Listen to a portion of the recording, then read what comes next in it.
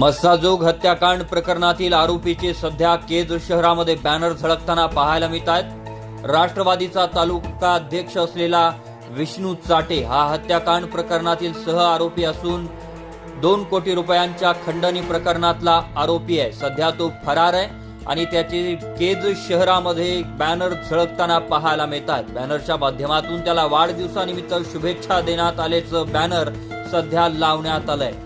हे बॅनर कोणी आणि कुठे छापून लावण्यात आलं याचीही चौकशी करण्यात यावी अशा प्रकारची मागणी केज शहरवासियांकडून करण्यात येते आहे। तर हे बॅनर जाणीवपूर्वक लावल्याचा देखील आरोप हा नागरिकांकडून करण्यात येतोय। हत्याकांड प्रकरणातील सह आरोपी असताना देखील आणि 2 कोटी रुपयांच्या खंडणी प्रकरणातला आरोपी असताना सुद्धा केज शहरामध्ये पोलिसांच्या नाकाखाली टिच्चून अशा प्रकारचे बॅनर लावले जातात।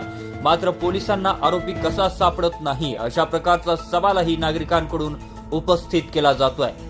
तर दुसरीकडे मात्र खंडणी प्रकरणातला आरोपी वाल्मिक कराड याच्या समर्थनार्थ देखील आता काही सोशल मीडिया हँडलर्स कडून सपोर्ट केला जातोय आणि त्याच्या पाठिंब्यासाठी कमेंटच्या माध्यमातून कराड बोलते सबको कोलते, कराडांचं कोणीही काहीही वाकडं करू शकत नाही अशा प्रकारच्या कमेंट केल्या जात आहेत। तर दुसरीकडे जे पत्रकार बातम्या करतायत त्यांच्यावरही लवकरच गुन्हे दाखल केले जातील अशा प्रकारच्या धमक्या सोशल मीडियावर कमेंटच्या माध्यमातून दिल्या जात आहेत। या संपूर्ण प्रकरणाचा आता पोलिसांनी कसून तपास करून योग्य कारवाई करण्याची आवश्यकता असल्याचं देखील बोललं जात आहे। तर पोलिसांनी आता तातडीने आरोपींना जर अटक केलं नाही तर मात्र बीड जिल्ह्यातली परिस्थिती आणखी गंभीर होण्याची शक्यता वर्तवली जाते आहे।